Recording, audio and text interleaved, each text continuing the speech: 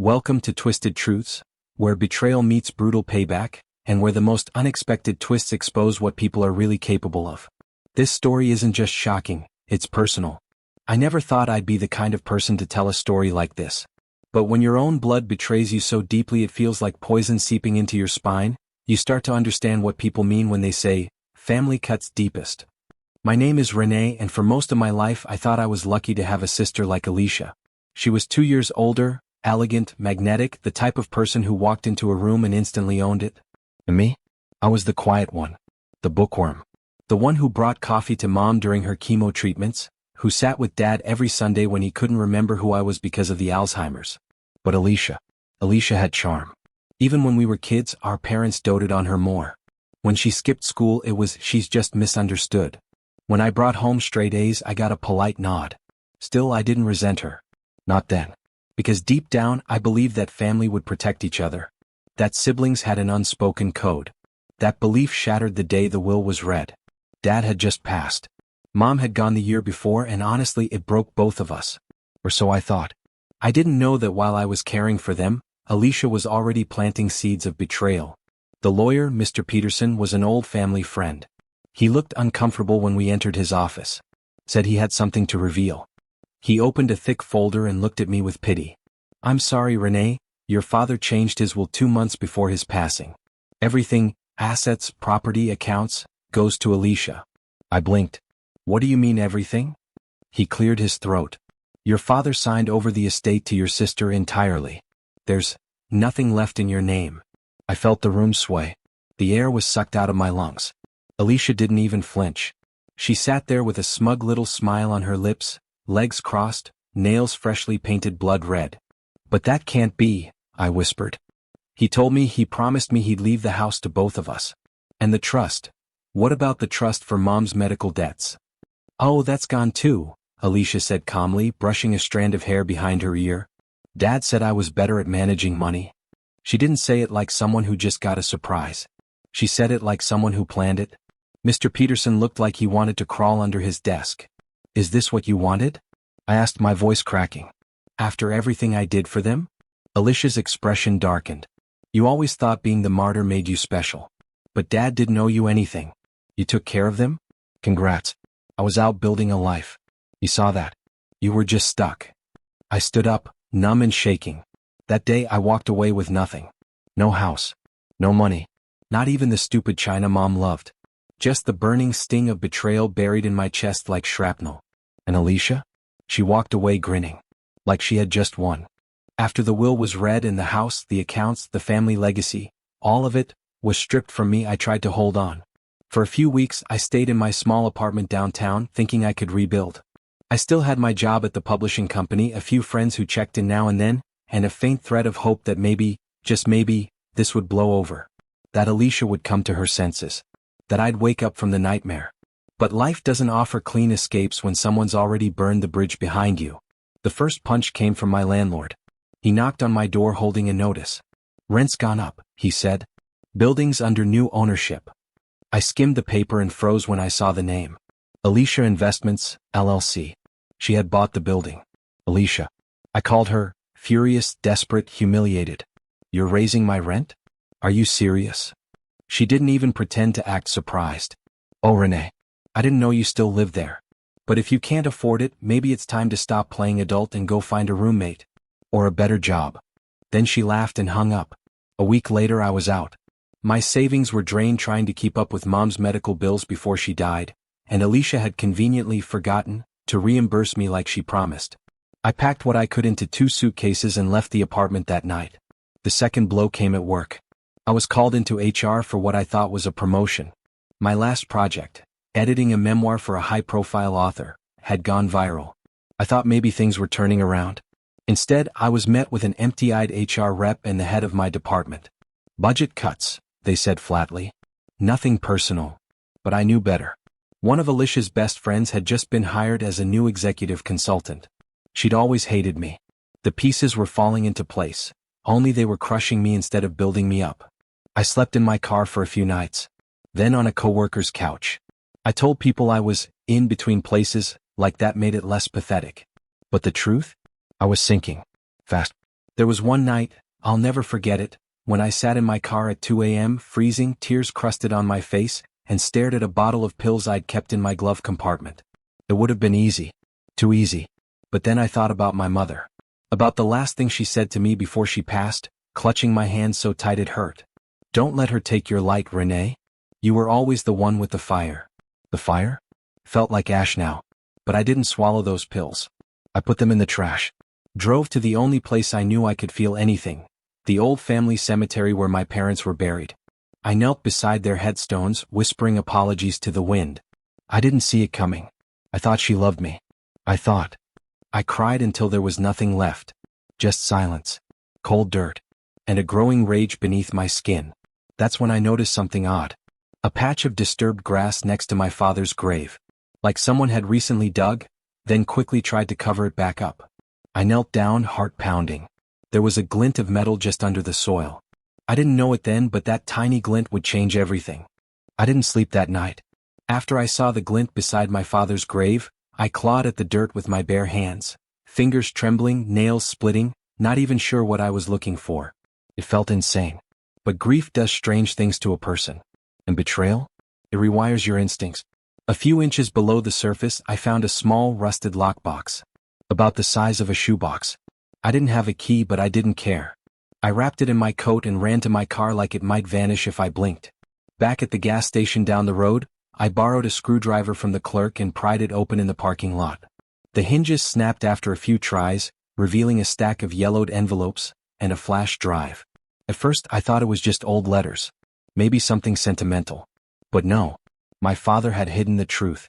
The letters were addressed to a lawyer, not Mr. Peterson, the family friend who read the will, but someone named Charles Whitman, an estate attorney in another state. The most recent letter, dated just weeks before Dad's death, was in his handwriting. I'd know that shaky cursive anywhere. If anything happens to me, this is the true version of my will. I fear Alicia is manipulating Peterson. I've seen her going through my drawers, whispering to him behind closed doors. Renee deserves her half. She was there when no one else was. I froze. Another page detailed how he had mailed a revised will to Mr. Whitman to avoid interference. I plugged in the flash drive using my laptop. Inside was a scanned copy of that alternate will, giving me 50% of the estate, along with copies of check stubs Alicia had written from Dad's account to herself before he died, unauthorized and well into the six-figure range. My hands shook. She hadn't just manipulated him.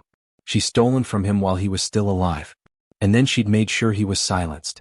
I sat in that car for hours, watching the sunrise burn orange over the horizon. Not warm. Not comforting. Just a fire I couldn't put out anymore. The truth hit me all at once. Alicia had rewritten history while I was still mourning. She forged loyalty while I was nursing dying parents. She took my inheritance, my security, and buried the real will, maybe literally, and everyone around me was either complicit or too afraid to speak up. The betrayal wasn't just financial. It was surgical. She'd carved me out of my own life like I didn't matter. And I let her. But not anymore. That's when something shifted. I started sleeping in the back of my car with a notebook on my lap. Writing everything. Every memory. Every inconsistency. Every face that smiled too politely at the funeral. I combed through the flash drive. Studied the signatures.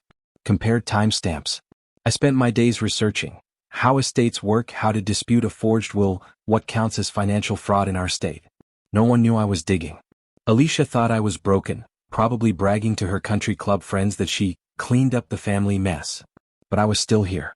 Alone, yes. Broke, yes. But wide awake. And soon, she would be too. 3 days after I found the lockbox, I was sitting in a rental car with everything I owned in the trunk, driving across state lines toward a town I'd never heard of, to meet a man I wasn't sure even existed. Charles Whitman. The name felt almost mythical after reading it over and over again in Dad's hidden letters. But as I pulled into the cracked parking lot of a modest legal office behind a hardware store, the door creaked open before I even knocked. "Renee?" a gentle voice asked. "I was wondering when you'd come." Charles Whitman was older than I expected. Wiry gray hair, a frayed blue suit, but eyes like steel. "I got your father's last letter," he said, leading me into a room filled with dusty law books and a coffee machine that looked older than me. "And I've been waiting." He handed me a thick manila folder. Inside was the real will, signed, notarized, and time-stamped. It left half of the estate to me, including the house, trust fund, and retirement investments. I tried to reach Peterson, he said, but he blocked every attempt. I suspected something was off when your sister sent a cease and desist threatening legal action if I got involved. That alone told me everything. Alicia had intercepted the truth. She didn't just manipulate Dad. She erased me with legal threats. I clutched the folder so tight my knuckles turned white. Can this be reversed? I asked, barely able to keep my voice from cracking. Whitman gave me a long, thoughtful look. Technically? Yes. But it would require undeniable proof that fraud occurred, and someone with the courage to drag it into the light. I nodded. I didn't care what it cost anymore. Alicia wanted me erased? Then I'd make sure the entire world remembered exactly who I was. But Charles handed me something else, something that made my stomach twist. It was a copy of an email between Alicia and Mr. Peterson, dated 2 weeks before Dad died.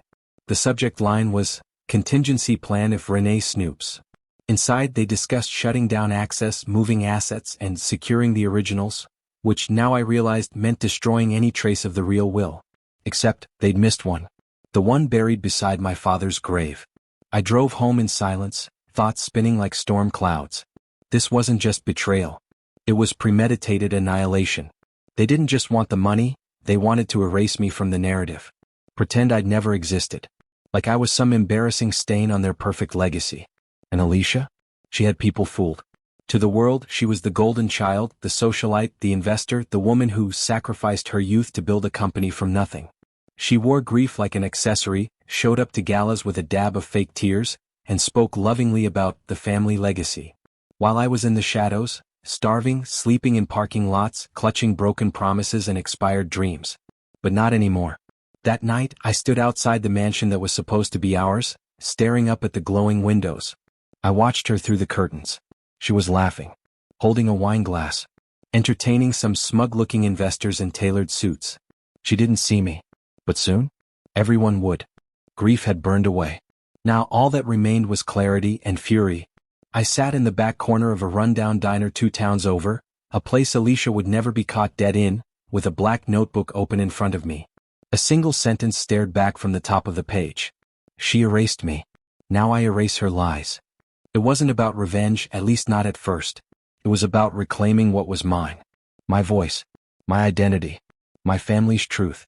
I didn't want her house or her cars or the clout she'd bought with blood money. I wanted the truth exposed, so loud and undeniable it echoed through the same room she once locked me out of. I turned the page and began sketching the outline of my plan. Step 1. Build a team. Quietly. I couldn't take Alicia down alone. Not with her money, her lawyers, her network. But I didn't need many allies, just the right ones. I started with Gina, a former paralegal who'd been fired from Peterson's firm last year under suspicious circumstances. She was the one who leaked me the contact info for Charles Whitman. I met her in secret, offering her the flash drive and the email logs between Alicia and Peterson. Her eyes widened. This could disbar Peterson. And if you can prove Alicia knowingly benefited from fraud. She did, I said. I have more. I gave her a copy of the revised will, the bank transactions showing Alicia funneled money out of Dad's account while he was bedridden, and the cemetery lockbox photos. Her hands shook. Holy hell, Renee. You could bury them with this. Not yet, I said.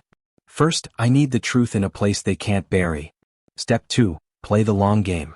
I moved into a cheap extended stay motel and got a gig as a freelance researcher online under a fake name. The money wasn't great, but it paid for gas and coffee while I planned. Over the next few weeks, I reached out to people who knew Alicia, her old assistant, a disgruntled accountant, even a former high school friend she ghosted after borrowing $40,000 and never paid back. Each person had a story. Each story painted the same picture. Alicia didn't just cut corners, she cut people out when they were no longer useful. She was ruthless, strategic, and most of all, sloppy in her arrogance. She believed no one would ever challenge her. So I gathered testimonials, recorded phone calls, legally in states that allowed it. Built a timeline of her transactions, speeches, contradictory interviews. Every fake tear. Every lie. I documented them all. Step 3. Let her see a ghost. One morning, I slipped into a fundraising brunch she was hosting under the guise of an anonymous donor. She was across the room, laughing, glowing in her designer dress. She didn't notice me at first. But then I made sure she did. I placed a single white rose on the nameplate reserved for Alicia Grayson, CO, and quietly left an envelope beside it. Inside the envelope? A photo of the real will. And a note. Buried secrets never stay buried forever. I saw her face as she opened it. The color drained from her cheeks. Good. The first seed had been planted. Back at my motel that night, I stared at the wall for hours. The plan was starting to move. Slowly. Quietly. Just like I needed. But something was gnawing at me. Why had my father hidden the will? Why didn't he confront Alicia or Peterson? Was he scared? Or was he protecting me? I flipped through one of his old letters again. Something caught my eye this time, an odd line I'd skimmed before. Tell Renee to ask Peterson about the second trust. She'll understand. The second trust? I didn't understand, yet. But now I knew where to look next. And Alicia had no idea what was coming. The second trust. The words echoed in my mind for days after I found that sentence in my father's letter. It sounded like a myth. But Dad never wasted words, not in life, not in death. If he mentioned it, it was real. And if it was real, it could change everything. I dug deep. I combed through every legal document Charles Whitman had on file. I pored over Dad's old banking statements from before he got sick. I even called our family's old financial advisor, pretending to be updating a record for taxes. That's when I found it. Grayson Legacy Reserve Trust. Opened 10 years ago. It had been active, accruing interest quietly like a sleeping giant. But the kicker? The listed beneficiary was neither Alicia nor me. It was a third name, someone I'd never heard of before. Mira Wallace. The name hit me like a punch to the gut. Not because I knew her, but because I didn't. Why would Dad name a stranger as the sole beneficiary of a hidden trust? I tracked Mira down the old-fashioned way, property records, business filings, social media trails. And when I finally found her, I understood everything. She wasn't a stranger. She was my sister. Same father. Different mother. Apparently, years ago, before marrying Mom, Dad had a relationship during a separation no one talked about. Mira was the result. He had supported her quietly, even visited her occasionally during my early childhood. But he'd kept it from the rest of us, fearing what it might do to Mom and Alicia. I remembered vague arguments late at night when I was a kid. I thought they were about money. But maybe they were about Mira. I drove to a modest home on the edge of a small town. The woman who answered the door had Dad's eyes. I knew you'd come someday, Mira said. We sat on her porch and talked for hours. She told me about how Dad supported her growing up, about how he always said he'd make it right. She had no idea the trust even existed. He'd meant it as a gift for her to access when the time was right. I showed her the documents. She cried. So did I. For the first time in months, I didn't feel alone. I felt armed. With Myra's blessing, I added her to the plan. She wasn't interested in money. She was an elementary school teacher, married with a baby on the way. But she wanted the truth known. Not just for her, but for me too. Dad always said you were the strong one, she told me. He knew Alicia would try to take it all. That's why he put the trust out of reach. And Alicia? She didn't know Mira existed. I smiled for the first time in weeks. Because now, I had a witness. I had evidence. I had backup. And still, Alicia had no idea I was coming. But the cracks had started to show. Alicia's assistant leaked to me that she'd requested an emergency audit of her accounts. Panicked that someone was poking around in her finances. I knew she was trying to cover her tracks. But it was too late. I already had it all. The embezzlement trail. The forged signature on the revised will. The fraudulent checks. I even had an old voicemail from Peterson, recorded days before Dad passed, where he hesitated before saying the revised will was final. His voice shook. Alicia said she'd handle it. She said Renee wouldn't fight back. He didn't know I'd find that recording. But now, I was collecting every weapon she'd handed me unknowingly. I mailed Alicia another envelope. Inside was a copy of the trust file, with Myra's name circled in red. And a sticky note. The family you tried to erase is bigger than you ever imagined. 2 days later, I got a text from a blocked number. You don't know what you're doing. But I did. I knew exactly what I was doing. And now, it was time to execute. The day the first domino fell, I was eating a plain bagel in a coffee shop 3 blocks from Alicia's office. I was calm, steady, focused, because this wasn't revenge anymore. This was justice. And justice, I'd learned, is quiet at first, until it becomes impossible to ignore. At 9 a.m. sharp, I clicked send on 5 pre-written emails from an encrypted account. Each one went to a different target. The State Bar Association with full documentation of Mr. Peterson's forgery and breach of legal ethics. The IRS with a neatly compiled spreadsheet of Alicia's questionable charity donations and unreported trust withdrawals. 3 financial journalists, including one who specialized in white-collar crimes. And 1 email to Alicia's own board of directors. Attached? Screenshots of falsified financial records, the real will, and a video clip of Mira standing in her modest kitchen telling the world, "I am Renee's sister, and I was hidden so Alicia could take everything." By noon, Alicia's world had begun to shake. I watched from across the street as her assistant ran out of the building, phone pressed to her ear, eyes wide. 10 minutes later, Alicia stormed into the parking lot, hair a mess, heels scraping concrete, shouting into her phone. She didn't look like a CEO. She looked like a cornered animal. Good. At 2 p.m., I filed an official petition to contest the will using Charles Whitman as my counsel. He had bundled all the evidence into a binder so thick it looked like a phone book. He smiled as he handed it over to the clerk. "You're going to shake their teeth loose, Renee?" That night, the first article dropped. The headline read, "Local businesswoman accused of inheritance fraud. Sister steps forward with shocking evidence." Within an hour, it was trending. By morning, everyone knew. Alicia tried to do damage control. She held a press conference, smiling like a woman on the edge, insisting it was a misunderstanding, and that I was exploiting grief for attention. I watched it live on my motel TV, sipping gas station wine. But her voice cracked. She stuttered. And when a reporter asked, "Is it true you threatened your father's lawyer before he died?" her mask slipped for a second. Just a flicker. But enough. Then came the board meeting. I wasn't there. But I didn't have to be. An anonymous source leaked me the audio. They grilled her. Why hadn't she disclosed the revised will? Why was Peterson's license now suspended? Why were forensic analysts flagging 18 months of financial irregularities under her leadership? Her empire was crumbling. And the final nail? Mira filed her own claim, stating that not only was she wrongfully omitted from public record, but that Alicia's actions had directly prevented her from accessing funds that could have helped support her school and medical care during her pregnancy. Alicia didn't know where to turn. And still, the worst hadn't even come yet, because I was saving that for last. The courtroom was colder than I expected. Not just the air but the atmosphere. Tense. Hushed. Thick with tension. I sat at the plaintiff's table in a navy blazer I'd borrowed from Mira. My palms were sweating but my posture was straight. This was the moment I'd crawled through hell to reach. Across the room, Alicia looked like a ghost. Her designer suit was flawless but her face had cracked. The confident smirk that once haunted my nightmares was gone. Her hair was tied too tightly, her lips pale. And when our eyes met, I didn't feel fear anymore. I felt pity. Because she didn't realize yet, this was already over.